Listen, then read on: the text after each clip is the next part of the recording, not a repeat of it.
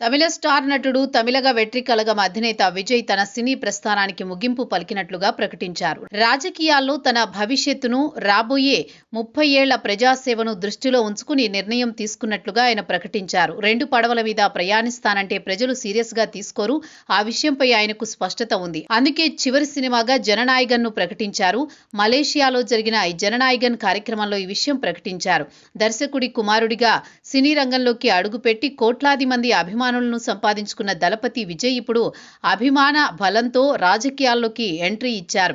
ఇకపై తన జీవితం పూర్తిగా ప్రజలకే అంకితమని, రాజకీయాల్లో మరో 30 ఏళ్ల పాటు సుదీర్ఘ పోరాటం చేస్తానని ఆయన ప్రకటించేశారు. విజయ్ మొత్తం 69 సినిమాల్లో నటించారు. జననాయగన్ ను కేవలం ఒక సినిమాగా కాకుండా తన రాజకీయ సిద్ధాంతాలను ప్రజల్లోకి తీసుకువెళ్లే ఒక శక్తివంతమైన సాధనంగా ఎంచుకున్నారు.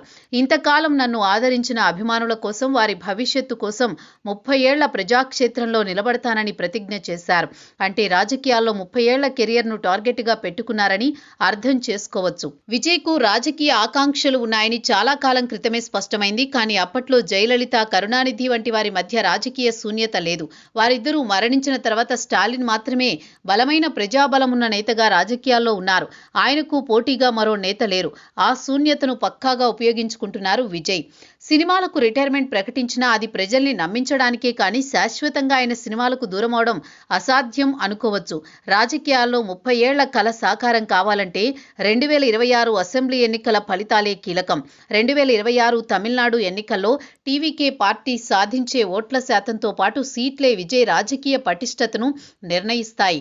రాజకీయాల్లో గెలుపోటములు సహజమైన 30 ఏళ్ల పాటు నిలబడతానని చెప్పడం ద్వారా ఆయన తను ఒక కేవలం పార్ట్ టైం పొలిటీషియన్ కాదని, సీరియస్ ప్లేయర్ అని నిరూపించుకోవాలని చూస్తున్నారు. సినిమాలు చేస్తూ రాజకీయం చేయడం వల్ల ప్రజలు తనను సీరియస్ గా తీసుకోరనే భావన విజయ్లో ఉంది. అందుకే కోట్లు కురిపించే సినీ సామ్రాజ్యాన్ని వదులుకుని కేవలం ప్రజల కోసం పనిచేస్తానని చెప్పడం ద్వారా ఆయన తన నిజాయితీని చాటుకోవాలని చూస్తున్నారు.